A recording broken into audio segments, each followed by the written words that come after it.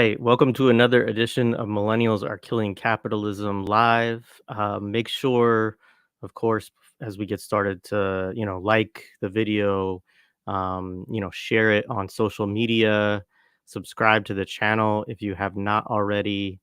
And, I'm excited about this episode. We have somebody who I've learned a lot from over the years, particularly on, issues of what's called West Asia or the Middle East, Palestine, Lebanon, Syria, and so on. And also somebody, we've had before on the podcast, is the creator, editor of Liberated Texts, which we've had a number of conversations now with folks that have either done work there or, um, you know, books that have been reviewed there that we found there. And so, this is exciting. And Ebb Magazine, which is Louis can tell a little bit more about who they are, but it's a magazine. It's an anti-imperialist magazine, and they are also the folks who put the books out. So there's a relationship between Liberated Texts and Ebb Magazine, which maybe Louis can speak about just a bit, but. There's a collection of reviews from Liberated Text that you can get in print format from them. The thing that we'll be talking about today is their first physical issue of the magazine, which is entitled For Palestine. And that was a conscious choice to make it called For Palestine rather than On Palestine and so, for folks who don't know, obviously it's in the show description, but Louis Allday is a writer and a historian. He has a PhD in history. He's the founding editor of Liberated Texts, as I said, a book reviewing and publishing project dedicated to reviewing and republishing works that have been neglected, overlooked, or suppressed in the mainstream since their publication. And in July of 2022, in collaboration with Ebb Books, which again is the same connected to Ebb Magazine, Liberated Texts published their first English language translation of Ghassan Kanafani's On Zionist Literature to commemorate the 50th anniversary of his assassination. And I had to apologize to Louis beforehand. I'll do that again now that I have a copy of it and it should be behind me. But because I've been reviewing it lately, I don't know where it is in my house right now. And this is a constant issue as I have too many books and I can't find the ones that I want. So anyway, without further ado, let's welcome Louis Allday to the stage. Also, of course, folks, support our work on Patreon. You can also support the work of Liberated Texts and Ebb Magazine, not least of which by buying their stuff. And I should say this, I've read this entire issue, which I don't usually do. I mean, I'm not somebody who likes to read whole magazine issues, but every article in this is really good and I highly recommend it. So Louis, welcome to the stage. Hi, Jay. Hi. Thank you for that very generous introduction, especially about the magazine. I think it's true. Obviously, I'm biased, but I think it's true. I think every piece is valuable and relevant and important in some way right now. And I forgive you for not having Kanafani behind you. I have other books of his behind me and around me, but yeah, I can't find that one. But anyway, yeah, I mean, and I'm being quite serious in that. I mean, I don't, it's always hard for me to differentiate because sometimes I do talk about books and I'm like, oh, this is interesting. This is kind of cool. But, but this is really very good work. And I think there's, I said to you this before, I bought a copy and, sent it to my parents because, I think it is something that anyone who's trying to really wrap their mind around a number of different issues and, things that come up when we think about Palestine in this moment, it's really important for us to have astute, grounded, well-researched analysis. And it has all of that, as well as some other things like poetry and some historical documents and stuff like that. So yeah. Anyway, we'll talk more about the issue, I'm sure. But one thing you said, which kind of I'm gratified to hear, is that is kind of what was one of my intentions with the issue, to push past this kind of vague and often abstract notion of solidarity of Palestine and actually ground it in reality, and from various kind of aspects. But yeah, we can elaborate on that later, perhaps. Oh, I agree. And so before we get too far into this, you are one of the most knowledgeable people I know about, as I already said, about the politics and geopolitical forces in the area. Obviously, we'll get into some of the analyses and the important interventions that are discussed in this issue. Um, but I know that you can't make predictions, and this is something that, like, for instance, in your interview with Amal Saad, you both talk about how you can't, which is in the book, as well as on the East as a podcast. Shout out to Sina and everybody there. Um, you can't make predictions. We know we can't predict the future. But say a little bit about kind of the dynamics of force and deterrence and how these things have changed in occupied Palestine and the surrounding region as we sit just over 100 days after Al-Aqsa flood began. Yeah, so it's a big question, obviously, with kind of multiple layers, and different aspects that I could speak about, which are all kind of interconnected in one way or another.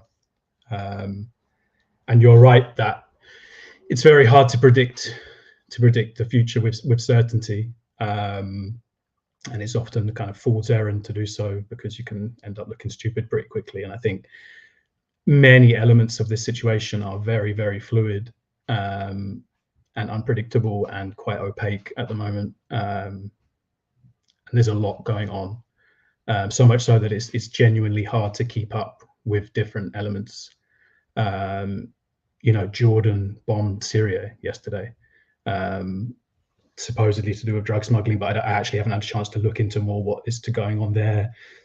There's so many kind of interconnected intra-conflicts happening. But having said all that, I think there are some things that can be said with certainty already. And actually, there's a piece in the issue by Ghassan Harb, which makes some kind of quite bold claims, and that was written in October, not very far after October the 7th. And I think the analysis holds up well. And I think basically what we can say about October the 7th and everything that's happened since is that things have changed in the region, and basically I would say in the world, fundamentally and irreversibly. I think that is, exactly how things develop from this point is still not entirely known, but there's no going back to a pre-October the 7th status quo. However much certain forces might want that, it's impossible. And so even though many of these kind of changes were already underway, and it can't be put solely on October the 7th, it already is, but it will continue to be used as a kind of epoch, a shift in epoch, pre and post October the 7th. And I suppose when I say October 7th, I mean also the 100 plus days of genocide and everything that's happened since, and what is essentially a kind of unacknowledged, unannounced regional war that has already begun. It's just because it's in the interests of the US and Israel to not yet portray it as such that we're not speaking about it in those terms. So of those kind of layers, obviously one of the most fundamental is Gaza itself. And again, this can be said with certainty, I think. Israel has lost. Militarily, strategically, it has lost in dismal fashion in Gaza and has achieved virtually no military strategic objectives.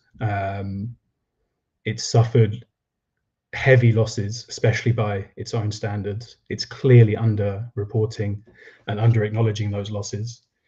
it's captured no one. By that I mean from Hamas. Any key military figures from Hamas or Al-Qassam, I should say, or any of the other factions, no one.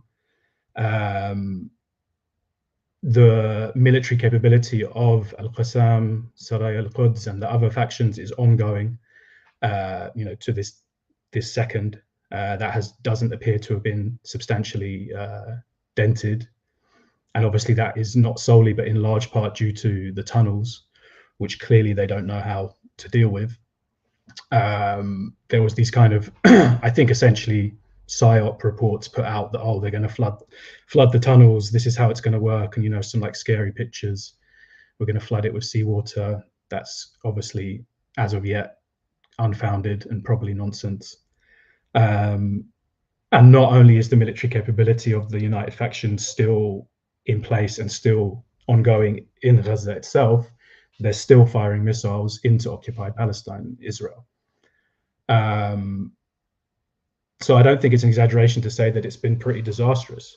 Obviously, that doesn't undo or is not contradictory to the almost cataclysmic human and material destruction of Gaza, which is, of course, that is one of their aims.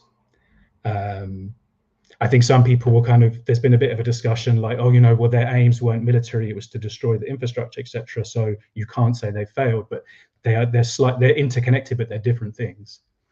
And in addition to the military and the strategic aspect of the ground campaign, there's also the psychological aspect, because security, or at least the illusion of security, is absolutely fundamental in a settler colonial state.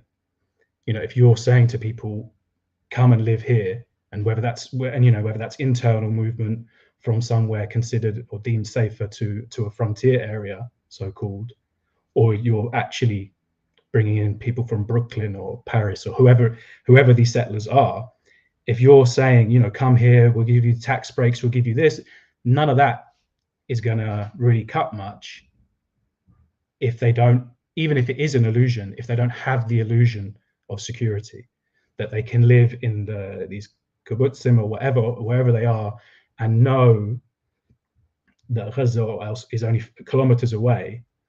If they don't believe they're secure, then that puts the settler colonial state in a very, very, very difficult position. And part of the horror of what they've inflicted, and also brazenly showed off about in social media and in various other avenues, is a means to try and reimpose that deterrence and that psychological dominance that has been, I would say, probably irrecoverably lost by what happened not only on October 7th, but the fact, like I say, the factions are still firing missiles into occupied Palestine. They're still intact militarily. And this, I think, is leading to Israel is between a rock and a hard place now. It doesn't know what to do. And you're getting rhetoric from Netanyahu and Yoav Gallant. Like Yoav Gallant, I think yesterday, said, if we do not dismantle Hamas, then there's no security for Israel. And I'm paraphrasing, but no security for Israel, and there's no future for Israelis in the region. And Netanyahu kind of backing that sentiment. But then on the other hand, you have Israeli generals. I think someone called Itzhak Brick or something like that. He, a couple of days ago, was calling for the complete withdrawal of troops from Khan Yunis, and to focus on retrieval of hostages.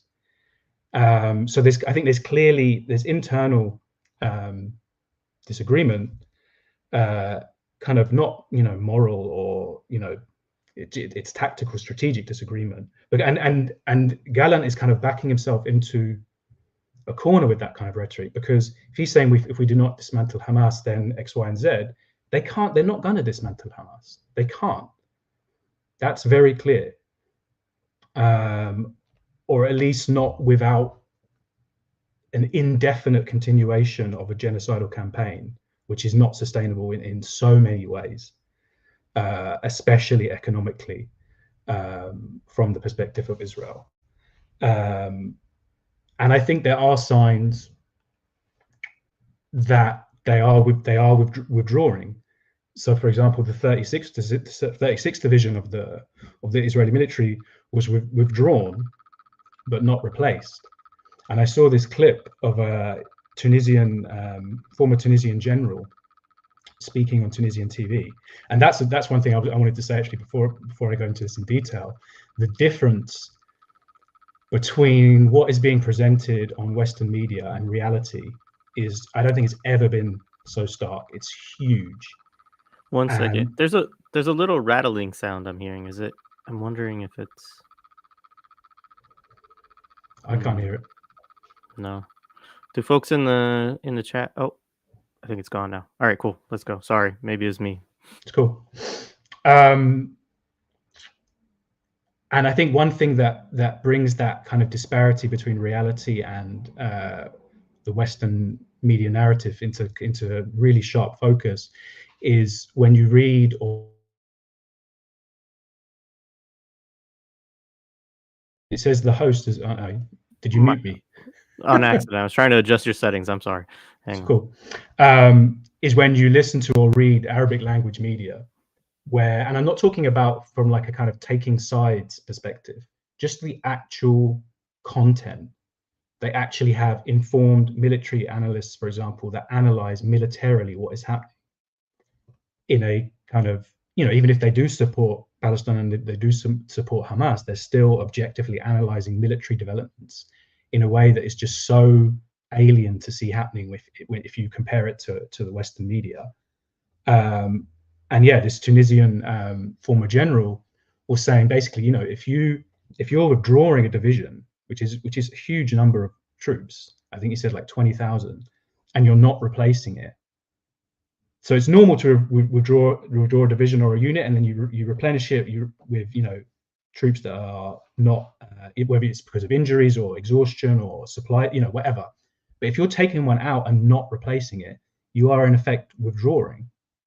And I think as well, there's also reports that Hamas are trying to, in northern Gaza, trying to reinstigate some kind of civil control through reincorporating police functions, and I haven't looked into that in detail, so I'm not sure how to the extent of that. But this is somewhere that the Israelis were saying was kind of completely in their control and effectively demilitarized. It's nonsense. And actually, that's one of the things this Tunisian general said. He's like, they talk as if they don't know that military experts and analysts and other generals are watching them. It's kind of laughable. So that's the kind of core of Gaza. Not that I've covered it in its entirety, but point being, it's been a disaster for Israel, an ongoing disaster. But one of the reasons one of the reasons for that element of disaster has been what's been happening in the north of occupied Palestine, which has seen, again, a kind of relatively underreported, unannounced, largely unacknowledged, or certainly downplayed campaign by Hezbollah,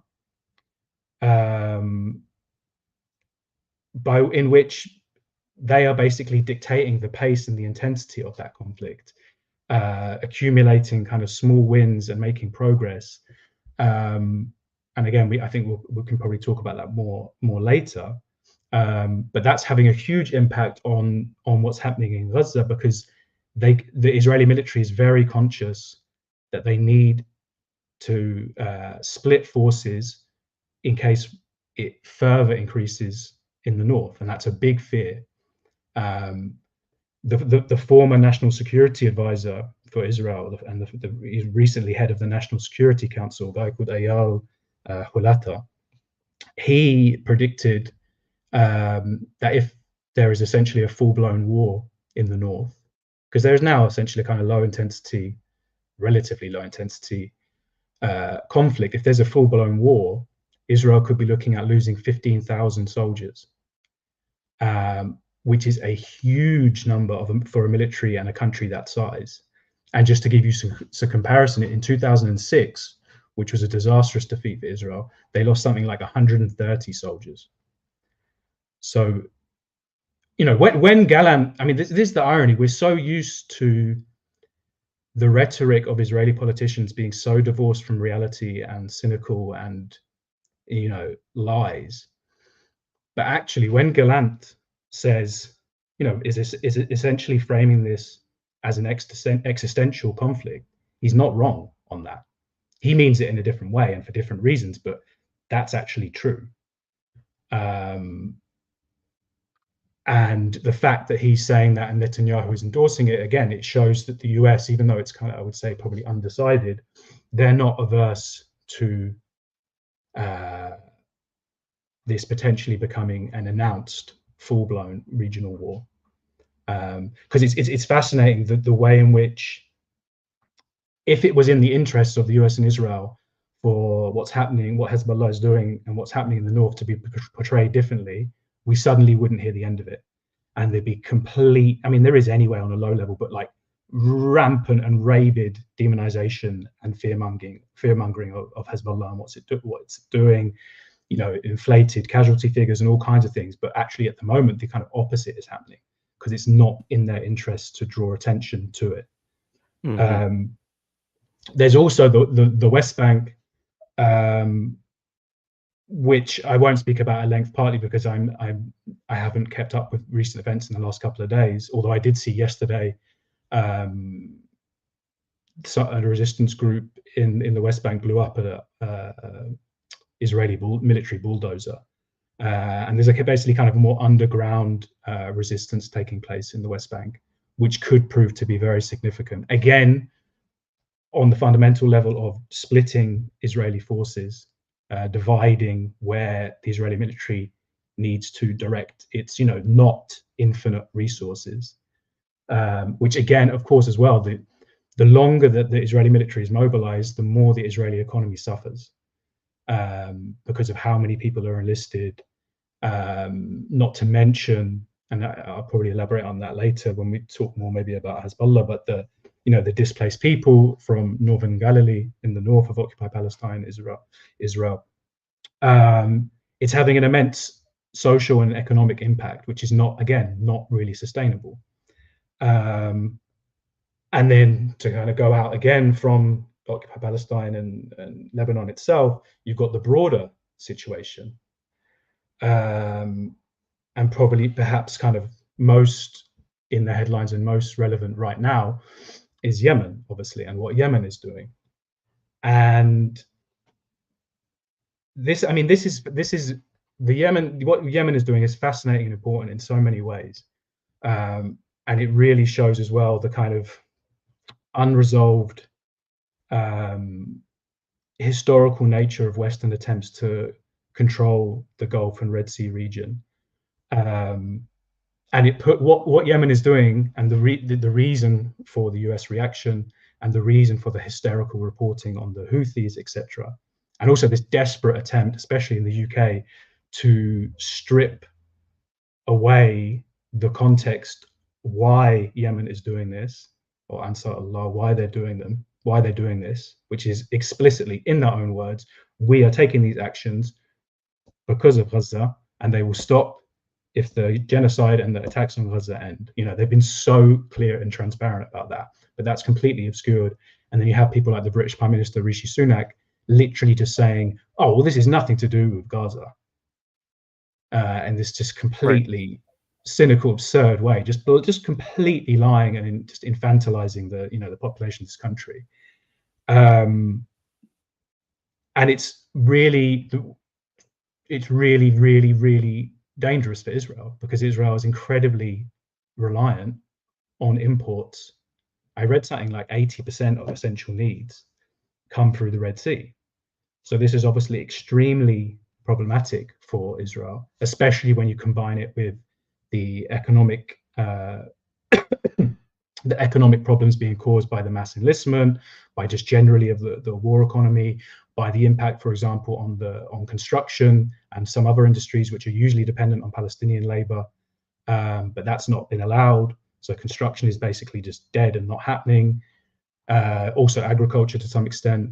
A similar problem because they were very reliant in agriculture on Thai workers, or I think the majority of whom have left since October the 7th. So they're kind of, there are lots of interconnected, interlinked problems to which I don't really see a solution for Israel.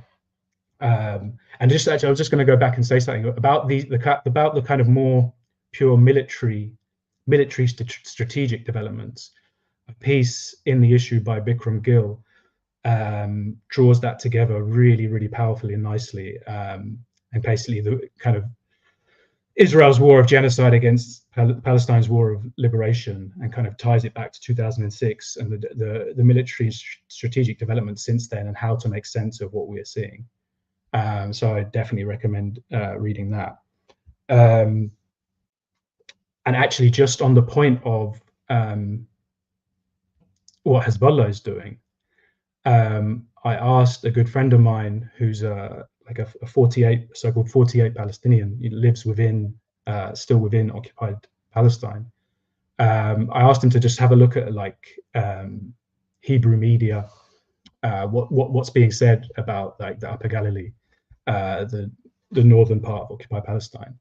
And I'll just read a few kind of things to give you an idea. The mayor of the Upper Galilee Regional Council said 4 days ago, "Time is against us.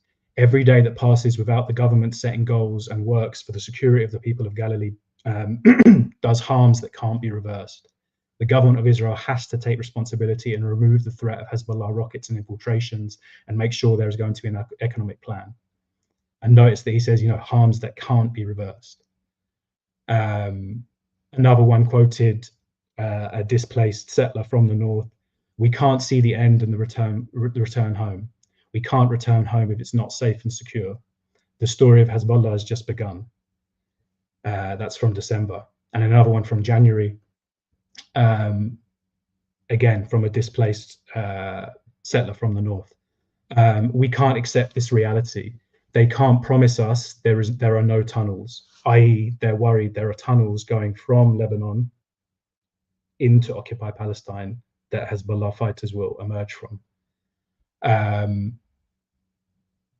And yeah, I won't read on, but they are expressing essentially extreme angst and fear, and many talking about not returning. So we have actually seen, again, the figures are not, some of the Hebrew media figures say 150,000, but I'm pretty sure I've seen higher, and I think that's probably an underestimate. Huge numbers of people have left the north of occupied Palestine, and many are talking openly about not returning, or they're talking about returning and putting it incumbent on something that's not going to happen, or certainly not. There's no possibility of it happening without a huge regional war, i.e., some kind of de-arming or removal of Hezbollah. It's just not going to happen. The other thing I wanted to say about the Yemen, and why what Yemen is doing is so important and historically significant, and that's that the post World War II US hegemony, like UK British hegemony before it, not entirely, but it was very much significantly based on domination of the seas, and absolute control of the seas, and through that absolute control of international trade. Who benefits from it, who doesn't, who can go where and who can't. And it's very clear that control is waning, and is under threat. And I think one of the reasons for, yes, they are now launching these attacks on Yemen, but Yemen had seized several ships before they did that. And I think the reluctance on the behalf of the US was because they didn't want to reveal their ineptitude, not their ineptitude, their impotence, because they've done it now. And Yemen has said, yep, we're still going to do this. And there's that crazy clip from Biden talking yesterday. He's asked, is it working? And he says, well, do you mean, are they still doing it? No, it's not, but they were still going to do it. Right. He just looks absurd. And I don't mention Biden because I think he's actually making decisions. I think it's very clear that he isn't. And I think that's a, not to go into too many tangents, but that's a question. Like, who actually the decision makers in this administration? Because it's not Biden. He doesn't know what day of the week it is. It's not Kamala Harris. Like, definitely not. She doesn't even know where Yemen is. But that's a kind of separate thing. It's probably Blinken to some extent, but I'm sure there's other figures that must be dominant that we maybe not really reading about, not hearing about. I don't know. And obviously that what Yemen has done has brought sharply into focus, in a similar way to October the 7th, in some extent, to pre-existing dynamics. So, for example, I think it's March of 2023, China, Russia, and Iran did a joint naval exercise in the north of the Indian Ocean. I can't remember what it was called. It was called something generic, like maritime security or something. And so obviously this specific thing is happening in the broader context of increasing convergence of kind of disparate anti-US groups that is fundamentally showing that US hegemony is declining. And it's really interesting that it was China, Russia, and Iran that did that joint maneuver, and clearly are, not without tensions and contradictions, but clearly are increasingly close and unified against the US. And it's so fascinating because I can never say his name particularly well, but Brzezinski, the former national security advisor of the US, this kind of infamous, imperialist strategist, in his book, The Grand Chessboard, that he wrote in 1997, and is essentially about how the US needs to maintain imperialist hegemony. He says the most dangerous scenario, I quote now, would be a grand coalition of China, Russia, and perhaps Iran, an anti-hegemonic coalition united not by ideology, but by complementary grievances. It would be reminiscent in scale and scope of the challenge once posed by the Sino-Soviet bloc, though this time China would likely be the leader and Russia the follower. Bear in mind, he's writing in 1997. Averting this contingency, however remote it may be, will require a display of US geostrategic skill on the western, eastern, and southern perimeters of Eurasia simultaneously. And so that's, a pretty accurate description of what's happened and what has drawn those three forces and those three countries closer together. And I don't think we've seen the geostrategic skill on behalf of the US that was required to avoid that happening. And in many ways, its belligerence has made that happen. Right.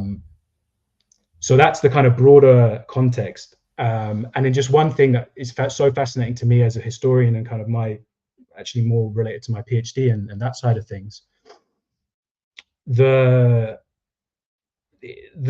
actions against the Houthis have been justified both in the media and also by politicians by making reference to piracy and pirates, and also as well, not so prominent, but I've seen it, these kind of absurd claims that the Houthis reintroduced slavery, and this kind of really ridiculous framing. Now, why that's so interesting to me and striking to me as a historian is because prior to the US hegemony over the Gulf, and when I say the Gulf, I mean, broadly speaking, incorporating the Red Sea and Yemen, and before there were US bases dotted around the entire area, there were British bases. And Britain was essentially, it was not marked red on the map, but between 1820, it's usually dated in 1971, that entire region was part thoroughly of the British imperialist system. And that British dominance began in 1820. And it began when they destroyed the fleet of the local regional power which was a tribal confederation called the Coercim. And what did Britain call the Coercim? They called them pirates. And so much so that coast of the Arabian Peninsula was referred to by Britain and beyond Britain as the pirate coast. And what they did is they destroyed the fleet of that confederation, and they imposed a treaty on all the various sheikhs and rulers in that area, and then supplemented that with other treaties where they said, we will guarantee your rule in return for you giving up piracy. They also included the provision to stop slavery, but it was very much cynical and never fully enforced. And again, it was for similar reasons they're talking about slavery now, to try and give it a moral veneer. And just to give some context so people might kind of understand the contemporary Gulf a bit more, most of those families that made that agreement with the British in 1820 and supplemented it throughout the 19th century are the very same families that rule those countries now. And when Britain officially left the Gulf in 1971, it was effectively replaced as the dominant imperial hegemon by the US. There was some overlap and some cooperation, but not without resistance and not without opposition to it. But the modern Gulf as we know it, and the entities that can constitute it, are largely a creation of British imperialism. So again, and for example, Yemen, which UK is bombing now, Yemen became part of, initially it was seized by the East India Company in 1839 to be a coaling station on the way to India. And then there was a long period of settlement and colonization, which ended in the 60s when there was a very bloody, very horrible kind of anti-insurgency campaign by Britain, which they lost. But none of this context is ever spoken about in this country. Obviously, it's not in the US as well, and people just don't know, basically. But I've probably gone off on enough tangents, so I'll stop. No, that's great. I appreciate all of that up front before we kind of get into some of the things that, in the magazine and whatnot. But yeah, and then especially on Yemen, I mean, we're gonna have, hopefully, it's not quite confirmed, but we're hoping to have a conversation on Sunday that goes more specifically into Yemen, talks, about the recent history, and also, I mean, just the fact that, they're coming out themselves of a period of, what many consider genocidal war against them, Yeah, I didn't even by, mention the more recent war, which was essentially yeah, a US-UK war as well. right, right. Yeah, through the proxy of Saudi Arabia, et cetera. But Yeah, yeah, and so hope to get into some more of the context of that. But I think it's a very important aspect, and we didn't even talk about Iran, which obviously is not, has now gotten involved in certain ways with their recent actions. And I'm sure we will mention that at some point. yeah. But I appreciate all of that. So before we go further, like, just talk a little bit about Ebb Magazine, about Ebb Books, um, and a little bit about this debut issue, which we'll go into, like, more of the kind of interventions as we get into this. But just give us a little idea of, who this outlet is and the work that you all do. Sure, thank you. I've just realized as soon as you asked me that I don't actually know. So the Ebb was founded in 2019. I believe it was founded just by Louis Allday, who's one of the main editors, and does a lot of the production work with the books and the aesthetics, and it does amazing stuff, like the beautiful Kanafani cover that's largely due to him. So yeah, it's an online magazine that then moved into to publishing. I think I first began writing for it in about 2020, something like that. And then in 2021, we collaborate. So we, being me in my capacity as Liberated Texts editor, we collaborated to print the black book that's behind your shoulder. And then we began to kind of just do things more together. That's the one.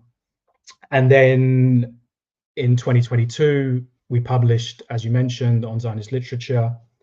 So there's been lots of kind of collaboration, and then at a certain point, I basically kind of became involved as an editor, started reading things, started editing things for the website.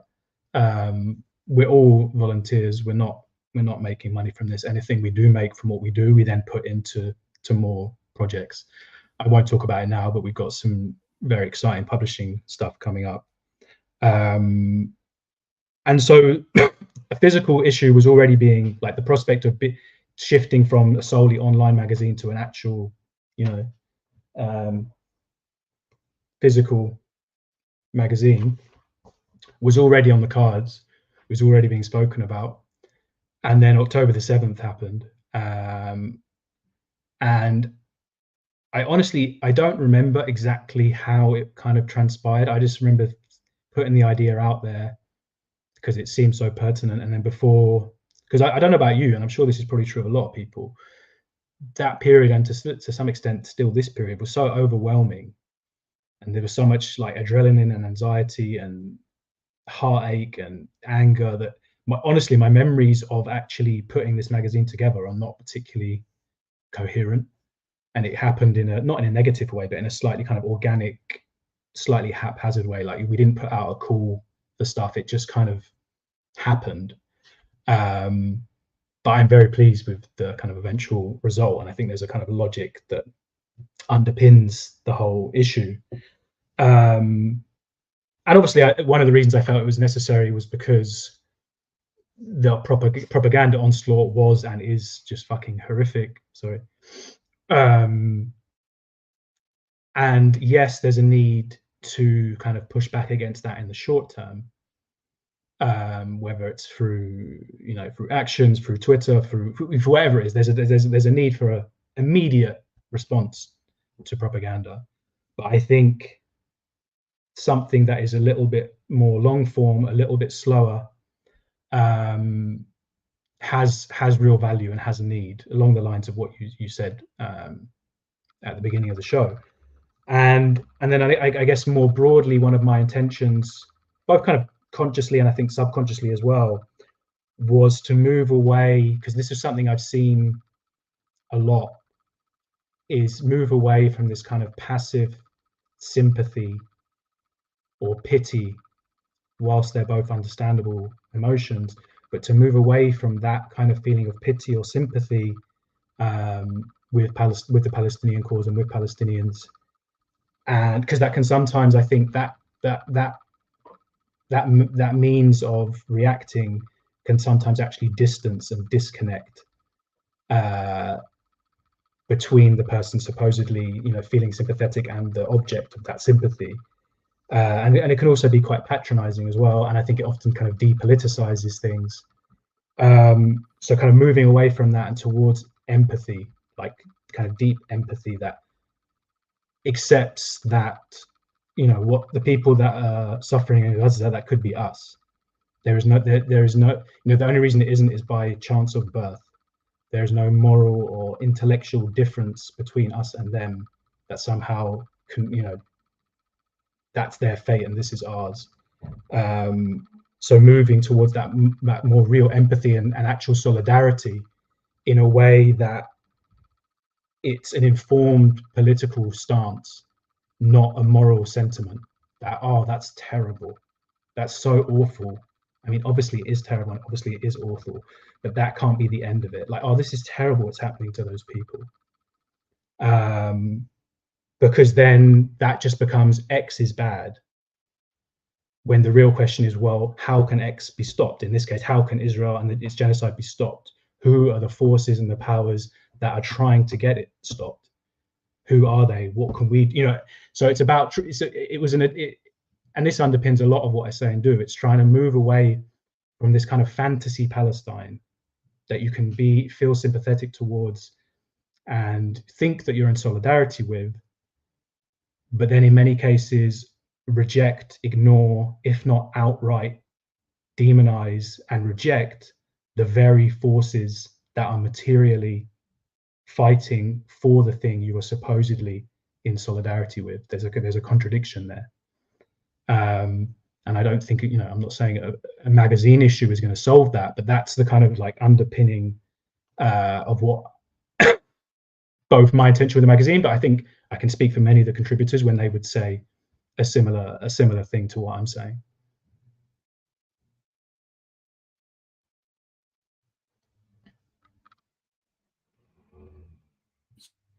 I'm muted. All right.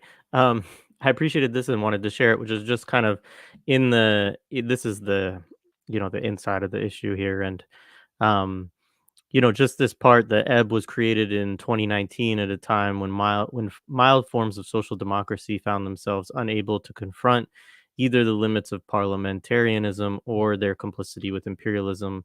Socialists in Britain had overestimated the promise of social democracy and underestimated the depths to which the British state would sink in undermining their quest for basic reforms, finding themselves under increasingly vicious attacks from the British bourgeoisie and the petit bourgeoisie.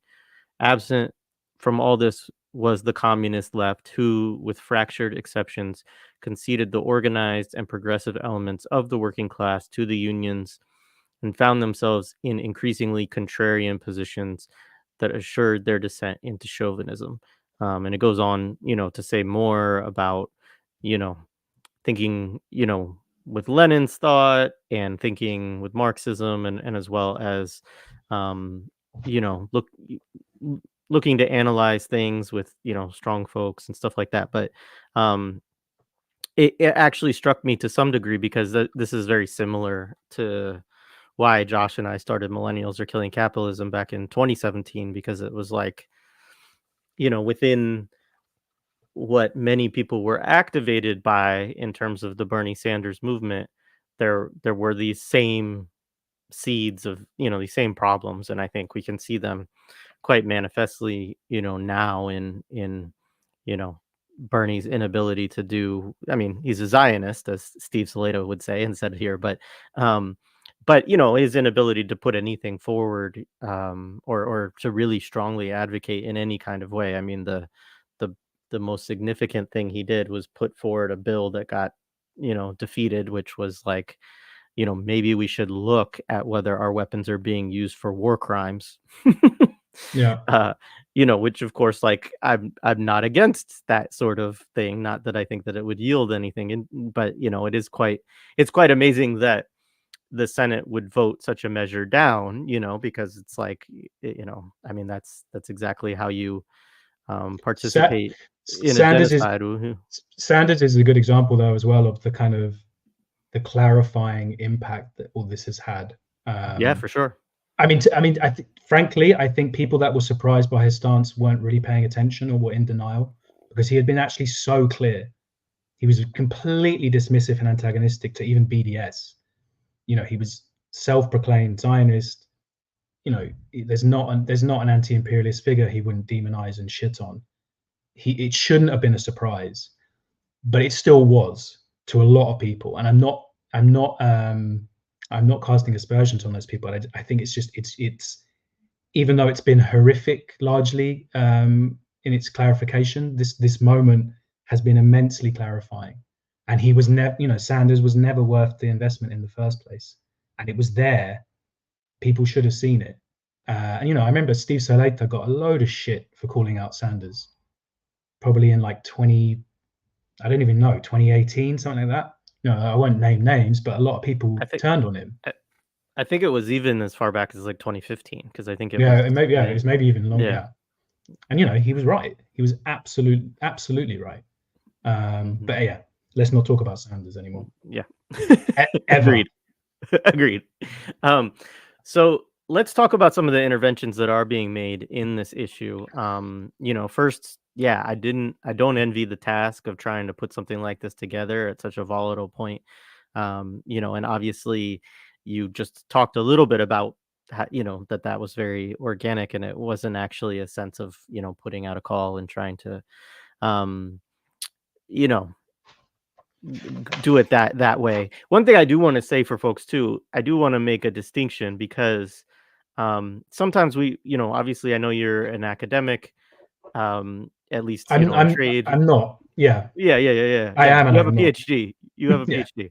But what I'm saying is the reason I bring that up is because sometimes we talk about journal articles and things like this on our platform, and I do want to differentiate for folks that although these are there's different types of things in it, but some of them are well researched, sourced essays, um, but it is not the same as an academic journal, and it doesn't have the intent or the feel to me of an academic journal, in part because there's both analysis, but also there's um, thinking about strategy and thinking about tactics as well. Like it's to provide political clarity and to give people ideas also of how to act or how to think about organizing in these contexts. And so in that sense, it's not sort of detached, peer reviewed research in the way that most academic journals are, I'll say. Yeah, and as you said, that was part of the rationale for choosing the title For Palestine.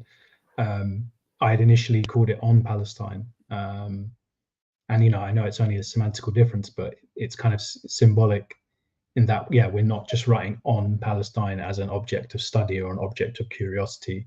We're writing for and with it, and I think that is a key difference. Yeah, for sure. So, I mean, one of the things that we switched a lot to doing these live streams lately because I felt like everything that we did ran the risk of being dated if we were recording it and then putting it out, Yeah. later. At least now, when we have the context and people pull it up, they can say, "Oh, well, this conversation happened on this date," Yeah. And I think that's one of the real challenges of putting together something like this. And it takes some courage, though. I think that that's like politically important to seek to provide that political clarity amid a situation that is as volatile, has as many kind of moving parts as this does, rather than waiting until afterwards when we can have that benefit of hindsight and, you don't have to analyze it in real time to think about where we can direct our energies. Anyway, I know it's going to be hard to summarize so much material, but what do you think are some of the interventions that you'd like to highlight by the scholars and the intellectuals and the activists that you have in this issue? Yeah, thank you. Yeah, I mean, on the point of kind of fear of dated or irrelevance, I would be lying if I said that wasn't quite stressful. Especially as it was supposed to be out in December, but our printers messed up and there was a problem with the page numbers. So then it got delayed by like basically after Christmas rather than before. That was stressful. But obviously what was selected, I did have that in mind, things that are still going to be valuable to read now, in 3 months, in 6 months and longer. And I think that's true of all of the pieces, even though some are more, there's a couple that are more reactive and some maybe are more kind of timeless and could have been written at kind of any point to some extent. So yeah, that was a fear, but I think it proved to be unfounded. That's my feeling. I mean, yeah, in terms of like highlighting specific pieces, it goes without saying, I think every contribution and every piece is strong, but a kind of couple come to mind for different reasons. One, which I think is the opening piece by Max, who I think you've had on fairly recently. Yeah, we've had him on a few times, but once really directly related to this moment in history. Yeah. Yeah, and I listened to that, and this is Max Ahl, when he talked about his time in Ghassan and various other things. That's a really amazing episode, actually. So yeah, Max's piece kind of, it focuses on, I mean, it's about so much more, but it focuses on two kind of like very commonly repeated myths that circulate even amongst people that would consider themselves very much in solidarity with Palestine, which I think it's extremely important and useful to correct. One, this kind of very simplistic, misleading, at times, I think deliberately deliberately disingenuous and dishonest, this idea that, Hamas and Netanyahu were allies basically, and Israel just created Hamas, and Hamas is solely a creation of Israel. And he kind of explains very succinctly and typically eloquently why that's such misleading nonsense. And obviously what the intention, not always, but I think sometimes the intention of that argument is obviously to delegitimize Hamas. But I think it serves a function for some people kind of, on the left, broadly speaking, who don't want to take a controversial position on Hamas, i.e. support it. And obviously, I mean, one thing I should say here, both in the US and the UK, support for Hamas is essentially a criminal offense. So I understand there's that context and that fear. But there's some people that essentially, because they want to prove their respectable credentials, they want to actually oppose Hamas and this canard, this lie, or this gross oversimplification of the relationship between Hamas and Israel, and selective. It allows them to oppose Hamas in a way that is kind of legit, supposedly for our side. Well, no, I oppose Hamas because of their relations with Israel, or because of the past relationship between them, etc. And it just completely mischaracterizes Hamas in an ahistorical, completely selective way, and Max demonstrates that extremely well. That piece, so I should say, some of the pieces have already been published online. That piece by Max has, I think it was published in November. So again, it's already a couple of months old, but it's still extremely pertinent. So that's one myth that he kind of deconstructs and discusses. And the other, which is obviously of central importance, is the overemphasis on the Israel lobby, and the idea that it's not in the US national interest to have this relationship with Israel, and it's the Israel lobby that effectively pushes it to have that, which again is wildly ahistorical and incorrect, basically. And again, the rationale, I think, of kind of bursting those myths is again to bring people into the reality of solidarity with Palestine, not this kind of fuzzy fantasy Palestine, basically, where you can kind of support it but oppose anyone that actually represents it, where you can just simplistically blame the Israel lobby without looking at the broader context of US imperialism and the British imperialism before it. And it's crucial. And it's not, it's not about kind of lecturing people well, I don't think you necessarily always have to be polite, but it's about trying to convince people and enlighten people of some kind of preconceptions, which is often very hard, because in my experience, whether it's politics or personal, I guess what's the difference, you could argue, people don't usually like to admit that they're wrong. There is a lot of people, even on our side, that I would say have been wrong on things, especially, for example, some of the things that they have accepted about Hamas, their image of Hamas. And that includes some people that even see that, but then still would not publicly condemn or oppose. But the starting point of the formation of their opinion on Hamas and other groups is so skewed that it leads them to a wrong conclusion. So I don't think these things are not just academic discussions. It's actually fundamental about the nature of the relationship you feel to what you're supposedly in solidarity towards, and trying to get it beyond the abstract. Yeah, I appreciate that. I mean, it was funny reading that piece to some degree, because as I'm reading it, I'm like, oh, we hosted a conversation on the lobby on here. And I'll just say this with regard to that, because we did it on, there's a film called The Lobby, which looks Yeah, I know. at, and the part that we were looking at was really about how these groups attack student organizing, and what that has looked at over, and it looks at a period in history. And there are parts about, and I haven't seen, because I know that's a multi-part series or whatever, and I haven't seen the whole thing. And there are, I think, parts of it that do fall into that kind of trap of looking conspiratorially at this lobby as this kind of powerful, and I think that the part that I wanted to highlight here was more the part of giving folks context in these times and giving student groups context of that there are organized forces arrayed against them, and not to present, because I don't think it's true at all, that the lobby is the dog wagging the tail of U.S. Yeah, empire, or yeah. that Israel even is Just on that yeah, point, because I don't want to put words in Max's mouth.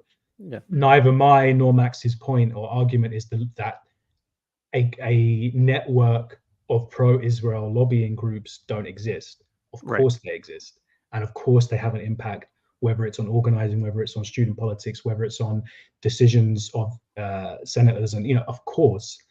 But that lobby would not be allowed to exist in the way that it does exist and operate in the way that it does, whether it's in the UK or the US, if, even with notwithstanding certain disagreements and certain distinctions, if the general movement and trend of that lobby was not fundamentally allied with US imperialism, 100%, they wouldn't be allowed.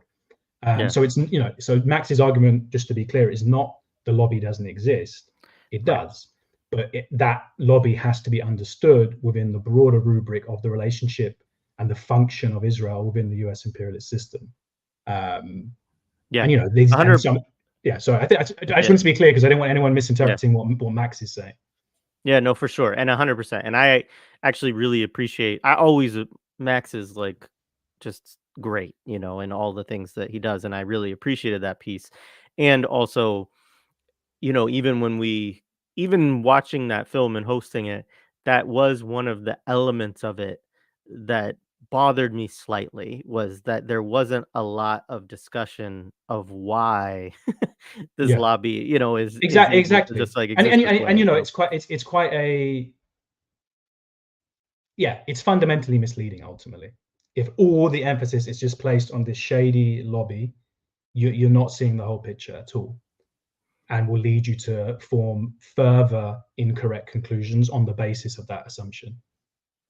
So Right, right on. that's one of the reasons I picked out Max's piece. Yeah, sorry, I think I cut you off. Did you want to talk about any others, or were those the ones that you wanted to highlight up front?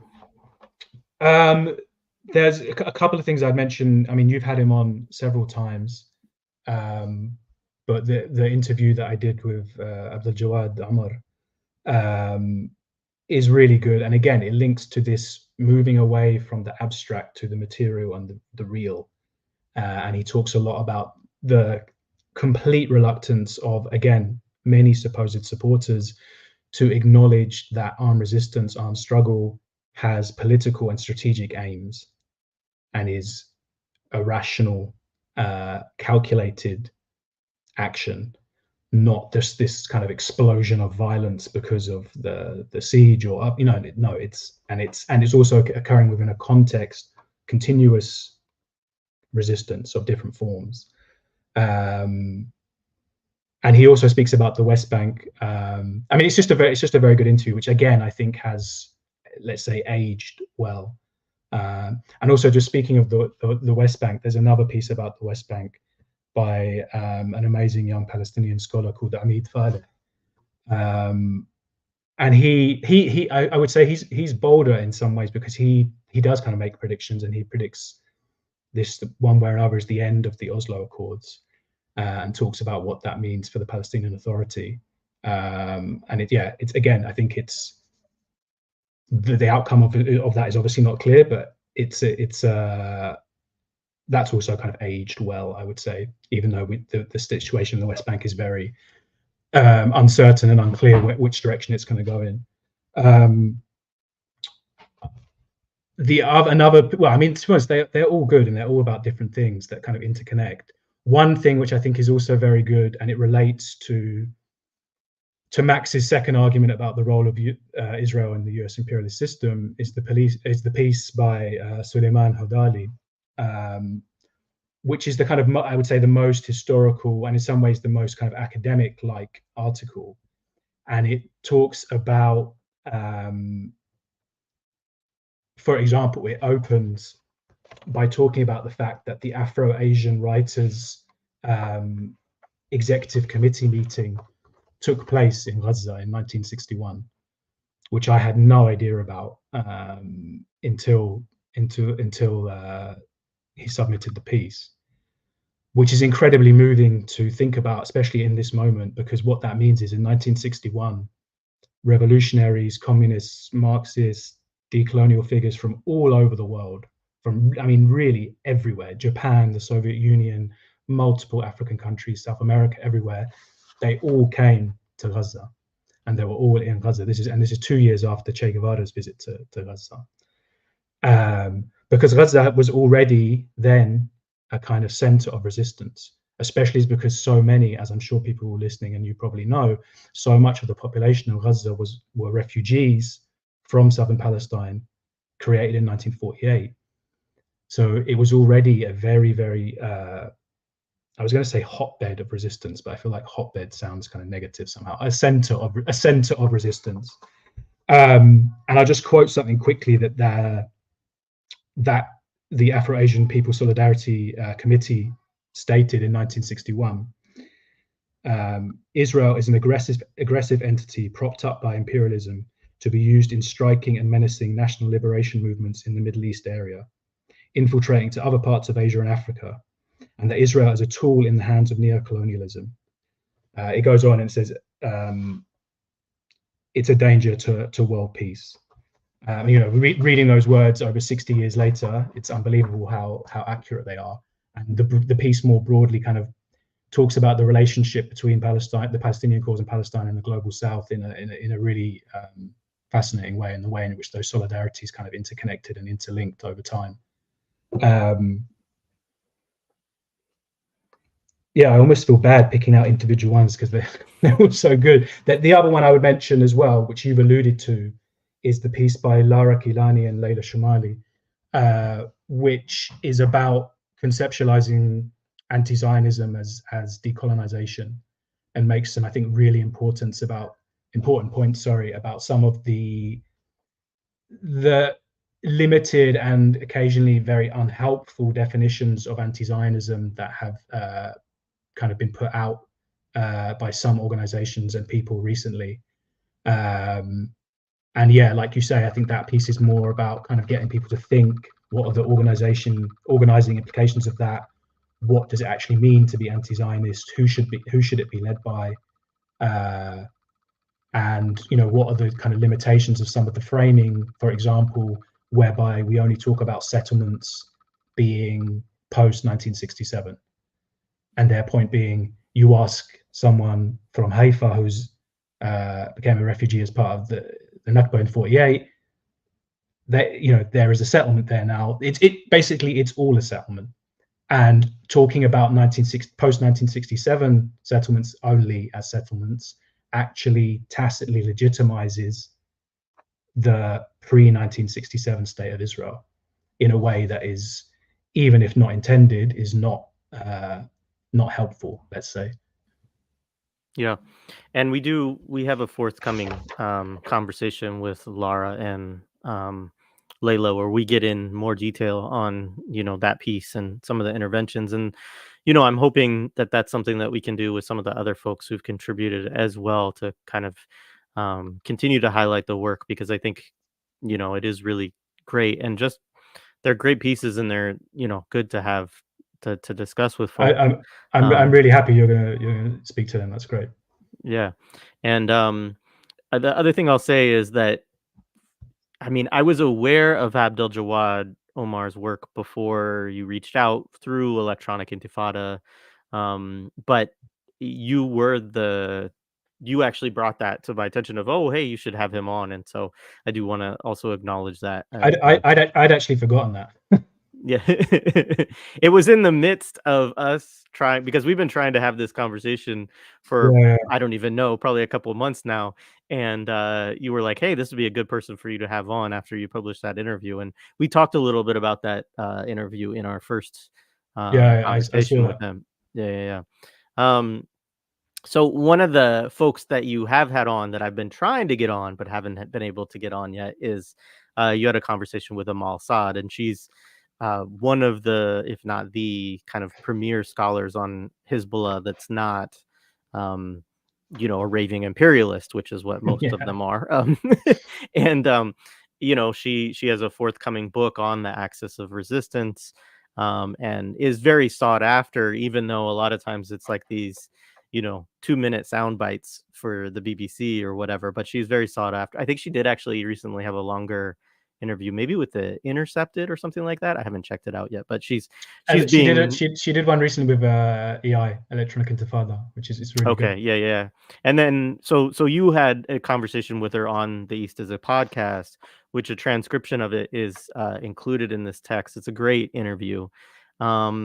So what have been some of the most striking? You've talked about some of them up front. I don't know what more you want to add, but feel free to add what you would like in terms of, the developments of the axis of resistance in recent months. Obviously, these developments are, I think it's important to say, um, they didn't just develop these capabilities overnight in the last 3 months. They're a result of long-term, struggle, really protracted struggle. And but what are some of the things that these forces that you've seen that have kind of changed the equation for the West and for Israel? Yeah, I mean, one thing it's done, and by the way, yeah, Amal is excellent. Absolutely, who people should be listening to on Hezbollah in the broader context. I think one thing the reaction of the various constituent members of the Axis over the last few months has done is to make those people who either ignored the Axis or mocked it as a kind of so-called Axis look even more foolish than they already did. I mean, foolish is a kind word, maybe just outright dishonest, I think, in some cases. Even before even before October the 7th, these people were kind of not only willingly ignoring reality, but directly talking over, for example, statements and interviews of leaders of the Palestinian resistance, who very openly would speak about the centrality of the role of Iran, Hezbollah, of Syria. So yeah, I think that position that it's a so-called axis, or you just don't talk about it, it's become basically almost untenable, I would say. In terms of those people who weren't either in denial or willingly ignoring its existence, I think there's not necessarily been kind of a shock, because I mean, it depends who you ask, obviously, but I think more or less there has been a reaction that you would have expected, based on the pre-existing rhetoric and kind of relatively open ideological and tactical discussion that these leaders within the Axis spoke about. One thing that me and Amal spoke about in that interview is there was some kind of frustration. I mean, I'm sure there still is in some quarters, but there was some kind of frustration and criticism expressed towards Hezbollah early on, because I think there was this kind of unfair and unrealistic idea that, especially when Nasrallah gave that ad hoc speech that everyone was waiting for, and I think people that didn't really know the dynamics, didn't really know what to expect, were somehow expecting this kind of declaration of war that would have somehow immediately stopped the bombing and the suffering in Gaza, and they would have just kind of like rode in and rescued everything. It was. I understand where that emotional impulse came from, but it was always unrealistic. And obviously, the reality is that without escalating in an extremely calculated and deliberate way, a huge escalation by Hezbollah would lead to a devastating regional war that would have, we would see. So we also speak about the Dahir doctrine as well. So we would see and that's what we're seeing being imposed on Gaza. They would impose it on Lebanon, or at least South Lebanon and Dahir and Beirut. But putting that aside, I think actually one thing that maybe has not been kind of, again, and it might be at least in the West because it's not being really reported so much, is although there has been criticism supposedly for not doing enough, Hezbollah has actually been doing a lot. And like I said at the beginning of the episode, in a way that has really put Israel in a very tough spot. Actually what they've been able to almost essentially do is enforce a kind of de facto security belt inside occupied Palestine. And actually, I was reading a piece about this in Al Mayadeen today by someone called Sami Ismail. So shout out to him because it's a good piece. He talks about Ahmed Saad as well. And yeah, it basically, one thing they've been able to do is enforce this de facto security belt inside Israel, and I'm quoting him now, which is unprecedented in the history of Lebanese-Israeli wars and the Arab-Israeli wars. They've also taken out numerous Israeli surveillance and reconnaissance sites and devices throughout that border. We're talking like billions and billions and billions of equipment, as well as inflicting actual material and human losses on the Israeli military. And probably in terms of Gaza and the broader context, the most significant thing, it means the Israeli military can't go all in on Gaza. They have to divide their forces and have forces in the north. Just by that alone, they're playing a very, very significant deterrence role, but they're actually doing more than that. And the kind of new normal of that border is now fundamentally different from pre-October the 7th. And it'll be interesting to see when and if the media kind of ignoring / downplaying what's happening there will change. Because again, if a decision is made to escalate on the Israeli-US side, we suddenly won't hear the end of it. I mean, there's so many different angles we could go into, but I think, again, that the same applies to the attacks against US military bases in Syria and Iraq, which again have been very explicitly, openly carried out in solidarity with Gaza. Again, they're not being really reported because it's not in the US and Israel's interest at the moment to, especially the US, now we're talking about Iraq and Syria, it's not really in their interest to portray them in a certain way yet. In some cases, they're just not reporting them. Again, there's been a lot of talk, some of it critical, about what's Iran going to do. And it's now been revealed that 2 ships that were targeted in the Indian Ocean a while ago, now that was Iran. And obviously Iran in the last week has carried out a number of strikes, which I think took some people by surprise, including against an Israeli site in Erbil, in the north of Iraq.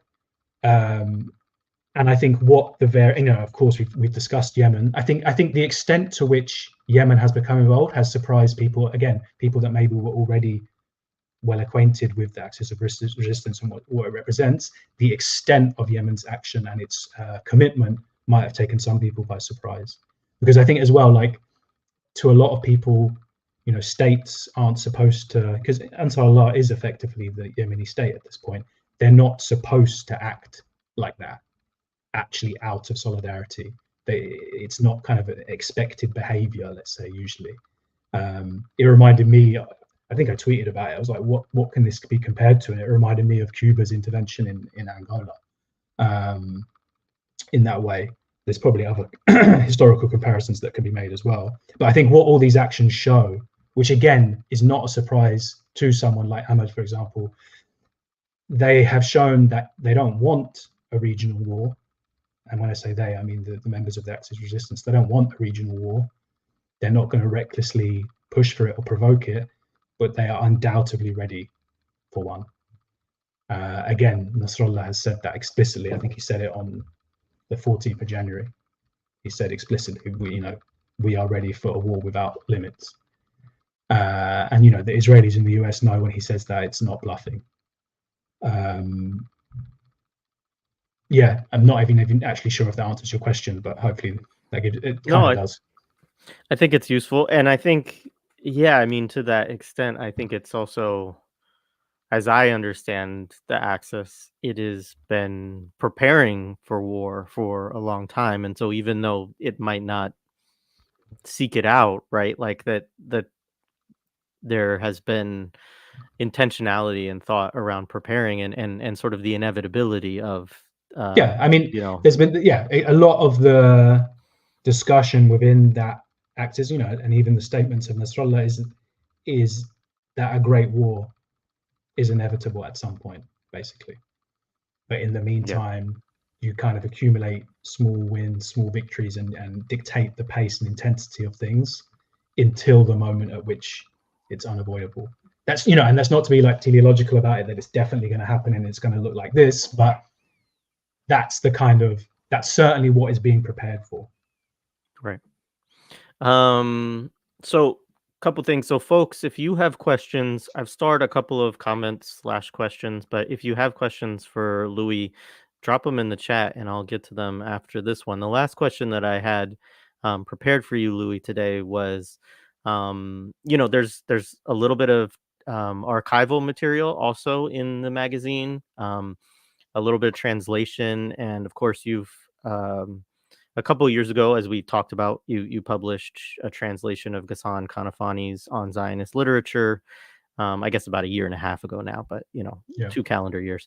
So maybe you could quickly just say something about those choices and the importance of, translating pieces, including pieces from Palestinian thinkers, in a magazine like this. Just to give folks context, I mean, some of these they're older pieces, but they're from folks like Ghassan Kanafani, George Habash, and others. But yeah, say a little bit about that. Yeah, sure. Thank you. Yeah, I mean, that's something that I feel very strongly about. And again, it's part of this attempt to move away from this ahistorical, depoliticized Palestine and bringing it, or Palestinian cause, and bringing it back to the actual history, actual reality of that cause.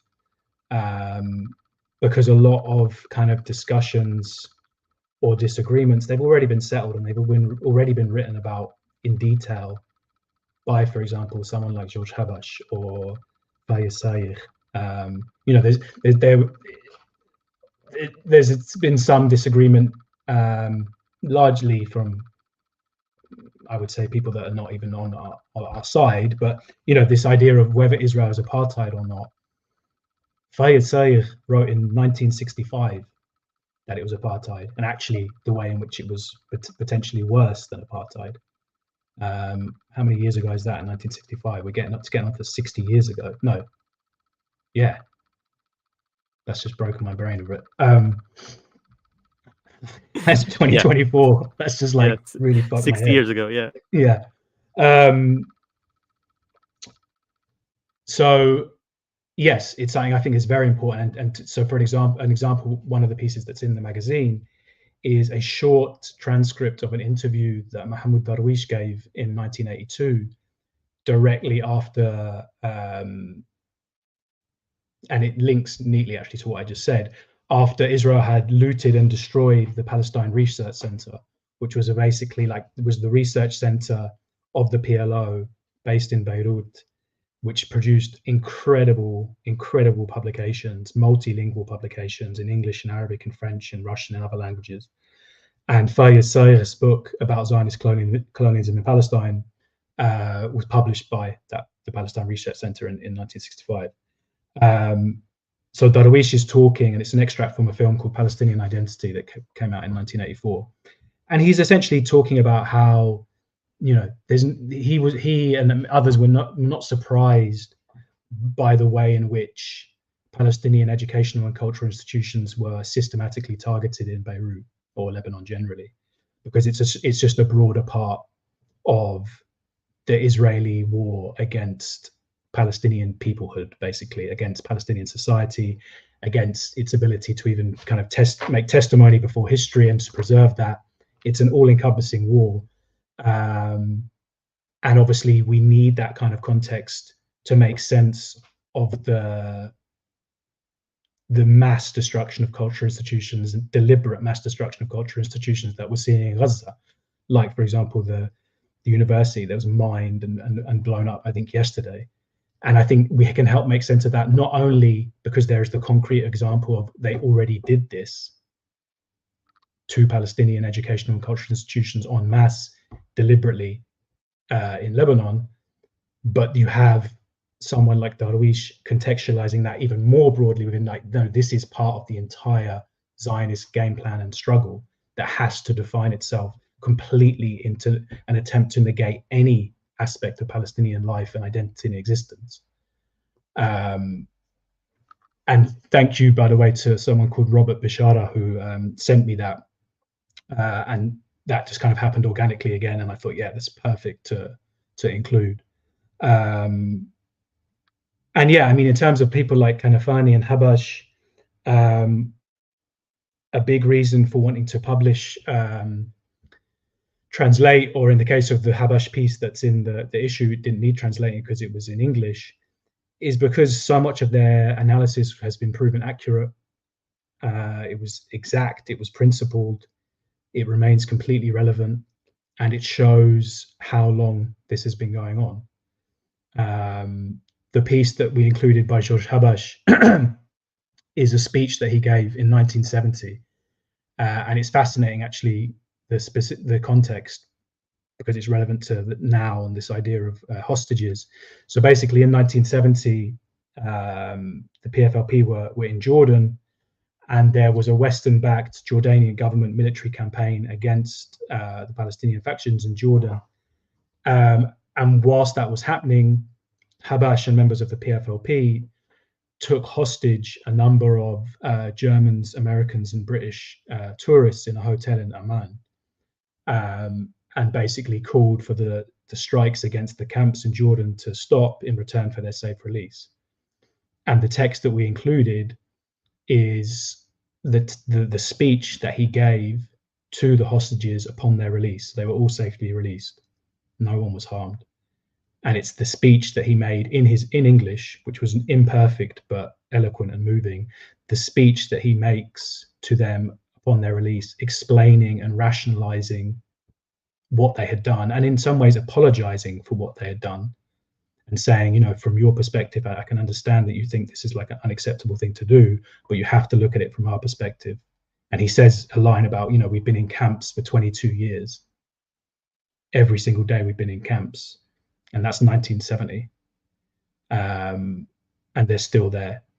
And it's like a really, and also, again, it's relevant to now because we've seen, or as from what, so far as we can tell, we've seen extremely humane treatment of hostages taken by Ghassan, in stark, painful comparison to the conditions of all Palestinian prisoners who are routinely tortured, abused, and psychologically attacked by their captors. And so it shows that both that continuation of kind of, I would say, almost like revolutionary humanity, that we are going to do this, we are right in doing this, and as Habash says, our revolution is our morals. Whatever we have to do to defend our revolution, that's our morality. But the fact he's literally, you know, apologizing and saying, I hope you can put up with the imposition of, you know, being held for a few days. There's such a humanity, and it's clear when you see the videos of the hostage releases, when you see, let's say, most of the testimonies that we've been able to see, which have been limited, that humanity has not been lost. So far as we can conclude. I saw a clip of a kid yesterday who was a hostage, and he was just listing very happily the various Arabic phrases that they had taught him, and then at the end said, "Oh, it was a really cool experience, by the way." And that immediately made me think of a clip from, I think, the late 60s of an American kid who was on a plane that the PFLP took control of and landed. Again, everyone released unarmed, and he was like, "Yeah, it was really cool." And that's not. I'm not meaning to be flippant, but there's something very powerful about seeing that historical continuity of both fundamental belief in the righteousness of what they're doing, but humanity, and actually in a kind of almost apologetic position towards those people that become embroiled within it. So yeah, I think there's so much that we can learn from. I mean, in Habash's case, he was somehow not killed by Israel. Many of those people like Kanafani were killed by Israel, and there's so much that we can learn from them, and so much that remains relevant. Much appreciated. So we have a few different questions and comments I want to pull up. This is just more of a comment, but yes, the Liberated Text compilation is great, and obviously go to the website too. There's everything's on there, but having printed copies of it, is wonderful, especially for those of us who love books. Let's see. So this one from Musa. Shout out to Musa and Groundings podcast and everything. So can you give any thoughts on the ICJ trial and the significance of Azania and Namibia? For folks who don't know, Azania is, I think, the proper name for South Africa, right? And specifically the importance of them leading the charge in that arena. Yeah. Shout out to Musa, he's the man. Yeah, it's funny actually. At a certain point in this conversation, I realized that hadn't been mentioned at all, and that's not because I think it's unimportant. I think it is, and I think the historical weight and symbology of it is very powerful. But I think that there is a danger of that becoming everything, and I think certainly liberals or people that are, for some of the reasons I might have discussed, or for other reasons, kind of averse to armed struggle, or kind of don't fully, still viewing things through like a Western focused legalistic perspective, might be putting kind of all their hopes and energy and expectations into the ICJ, which I think would be a mistake, not only because it's ultimately a Western and flawed and political institution, but because whatever happens, it's not binding, and it's going to take a very long time. And so I don't say any of this to think that it's not important. It is important. I watched the South Africa's prosecution, and it was unbelievable. It's completely watertight. From a legal perspective, it's clearly, Israel has no defense, and I didn't watch their defense because I didn't want to, but I read about it. I watched a little bit of it, and it was just propaganda. Like it was, it's just like they didn't even present facts. Like no, it was just nothing. It was just absolutely nothing. And so I don't say, I'm not, what I just said is not to say it's not significant. I think it's part, but it's like any of these things. It's like so one of the pieces in the issue is a piece I wrote in 2021 after Saif al-Quds, the conflict that happened in 2021, which kind of foreshadowed a lot of what's happened since, by the way, in terms of deterrence, in terms of military capability, etc.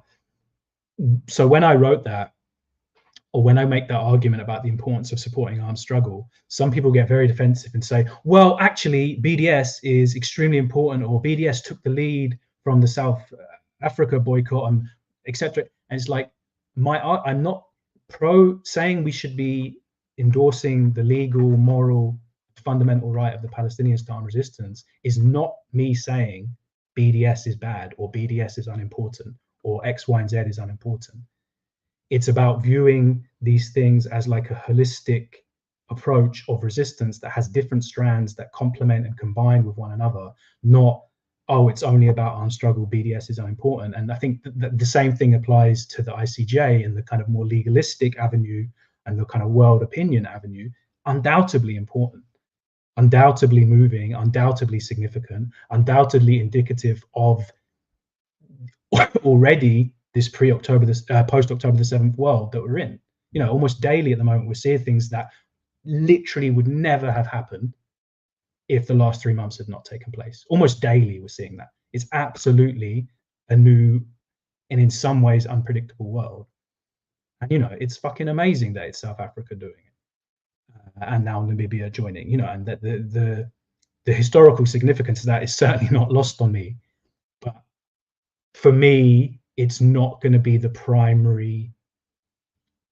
I'm not saying it's a distraction, but it's something happening kind of on the side, in parallel, connected to, but also distinct from the actual the actual fight. I hope that kind of answers the question. Yeah, I mean, it does for me, and for folks who miss some of the context. I think two things I would just say. Well, one, I mean, everybody knows South Africa was apartheid regime, so like the understanding of that significance, as well as the historical continuity of um, solidarity between people of Azania and Palestinians, which is long, long lasting.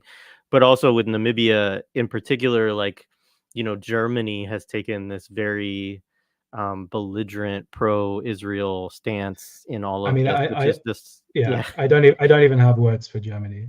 Yeah, but Namibia, I think, it's beautiful to see them saying, "Look, you enacted the first genocide of the 20th century against us, and so we're gonna stand up and call bullshit on what you're doing here too." Yeah, And so and I and appreciated I that. think one thing as well, which at this point in time we can't know the impact of, is that a lot of people will be coming of age politically right now.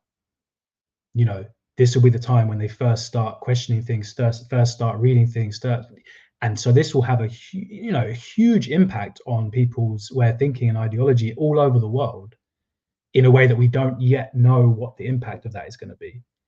And I think that is, yeah, that's a fascinating prospect. And these are now, they're in the motion. These ICJ issues are not going to go away.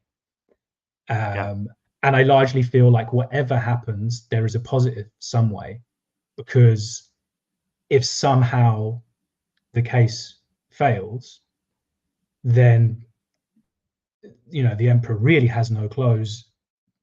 The ICJ and international law is shown to be just basically, I mean, that's scary in some ways, to be kind of completely devoid of any kind of value, but at least it's clarifying. And if it does passes, that definitely makes things tricky. That's not, like I say, that's not going to liberate Palestine, but it certainly makes things difficult and complicated for both the US and Israel and anyone else who wants to defend it. yeah, and I think and I want to be clear with folks too. I'm totally with you in terms of, like, international law. I mean, ask Palestinians about international law, and they'll tell you how how worthless it is.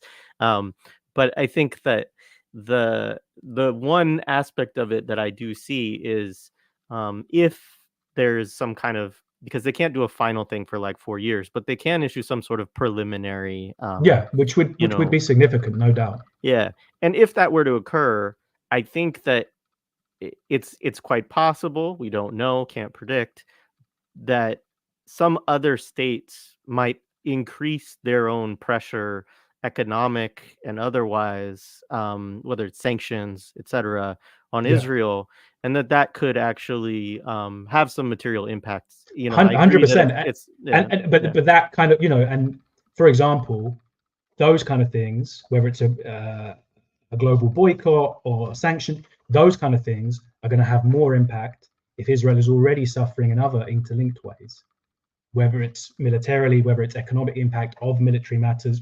It's not. I'm not setting these things up as competing. They're complementary, but I have seen some people and some framing that, and also as well, it's a relatively safe, because it's the South African government, it's the ICJ, it's kind of legitimate, it's a kind of quite safe way for you to express. And again, I'm not disparaging it, but it's like a relatively safe way to express solidarity. But if you're only talking about that and you're not talking at all about what's actually happening on the ground, then again, there's a disconnect and there's a slight contradiction. yeah, absolutely. I'm conscious On I that, don't I need to leave fairly soon, by the way. okay, what's your hard stop time, Louis? Like 10 to. Okay. Well, I think we can get to two more, so we'll do these quickly. So, could you say just some? This came up early, but you talked about how many people were enlisted in the IOF. Um, Maybe say a little bit more about like that, the scale of that, and kind of the economic impact of it that you see. Um, I don't have the figures to hand, I'm sorry. but I mean, and also the figures are relatively unimportant. It's more the proportion of the population, um, it's very significant. We're talking, I think, hundreds of thousands of who have been drafted and enlisted who would otherwise be working. And when you combine that with two things: one, the fact that three things actually. One, the fact that Palestinian labor, which is actually crucial, super exploited Palestinian labor, which is crucial to the working of the Israeli economy, has basically been banned. You can't leave the West Bank to come into Israel proper to work. That's causing massive problems. Foreign workers, again, exploited foreign workers, be they from Thailand or anywhere else, who are especially important in agriculture, have left. And then you also have mass internally displaced people who are obviously not working because they're away from where they actually live. There's been a very significant and negative effect on the Israeli economy. Obviously, we're not seeing fully the implications of that yet, because demand for things has also dropped. So it's not just like, the Israeli central bank governor made some comments about it at Davos. I briefly read. He was kind of trying to put on a brave face, I think, but it's clearly bad and it's unsustainable. It can't be. In no country, especially a small country like Israel, can be indefinitely mobilized in the way that it currently is. So the military operations in their current format have to end at some point. Right on. So we'll do a speed round of these last two together from, I think you probably know Steve. I know Steve, but asks, what does your media consumption look like these days? Like, what are some of the sources that you're going to at this time? And then this was, unrelated, but we can talk about it as well, of the value of historical parallels, decolonization of Zimbabwe. Yeah, do you have thoughts on either of those? Yeah, I'm mainly reading Ebb Magazine. Right on. Me What am I too. reading? I'm reading far too many things at the same time, as always. But in terms of like media consumption, and I guess that implies a more kind of like regular daily thing, I read Electronic Intifada a lot. I increasingly find myself consuming Arabic media for the reasons that I outlined at the beginning. Whether it's Al Akhbar, whether it's watching Al Mayadeen or listening to Al Mayadeen. Reading Al Mayadeen. Al Mayadeen English. It has an English site, which I think also has some good stuff on it, but it's a bit hit and miss. I realize that's probably not very useful to someone that doesn't speak Arabic, but I'm just trying to think of what else. Whenever I get asked questions like this, the things that always come to mind are things that I consciously don't read and don't listen to. So say those, yeah. I obviously listen to this podcast when I can. I think it's great. Yeah, after an hour and a half of talking, I'm having a bit of a mind blank. But genuinely, increasingly reading and listening to Arabic things, not things in English. Yeah, and I do check out. I mean, I wish I spoke Arabic. I do check out Al Mayadeen's English, and like you say, I mean, it is sometimes hit and miss, but it certainly gives you a different perspective than you get in Western media for sure. And and then what about any thoughts on the historical parallels piece? The thing that sprung to mind when I saw that question. I mean, I'm not an expert at all on Zimbabwe or decolonization thereof, but what I know for sure is that the fundamental reason Mugabe became the most demonized and slandered leader pretty much around at some point was because he took the land. And I think that dynamic is something to consider, because I truly believe we're seeing the beginning of the end of the Zionist entity. The time scale and what that looks like, I don't know exactly, but I really believe in my lifetime it will end. And for people that are supporters or in solidarity with it, that's something to consider. What's it going to look like when the Palestinians and their allies really start winning? And it's no longer a position of defensiveness. They're actually winning. And then let's say they've won and they decolonize Palestine. That's going to entail making a certain group of settlers extremely unhappy. And that's something we already need to think about. And, you can imagine the way that's going to, that people talking about white genocide in South Africa, you think that same card is not going to be played when the decolonization of Palestine happens, which I truly believe it will. And so in terms of like the actual process, I couldn't really comment on kind of the any kind of parallels, but that's what came to my mind. Like the moment Mugabe became the real massive enemy and hated was when he took the land away from the white settlers. And so I think that's something to consider about the way in which Palestinians and Palestinian leadership will no doubt be portrayed at some point. Yeah, for sure. Well, Louis, I know that you have to go. Just thank you so much for this conversation. Thank you for the magazine. Definitely, folks, I think there's a link in the show description. If not, just go to Ebb Magazine. You can Google it, comes right up. And for every issue we sell, £1 will go to the Legal Defense Fund of Palestine Action, which does amazing work, kind of trying to disrupt and interrupt Israeli arms factories that are active in the UK. Right on. And we didn't say that, but there's also a piece about Palestine Action which is excellent, actually. Yeah, very good. And just to say, there's many things we didn't mention that are really good. We didn't discuss it all. Yeah, absolutely. All right. Thanks, everybody. Thanks, Louis. And we'll see you all soon. Hopefully come through on Sunday. I hope to have more details on that out later today. All right. Thank you. Thanks a lot.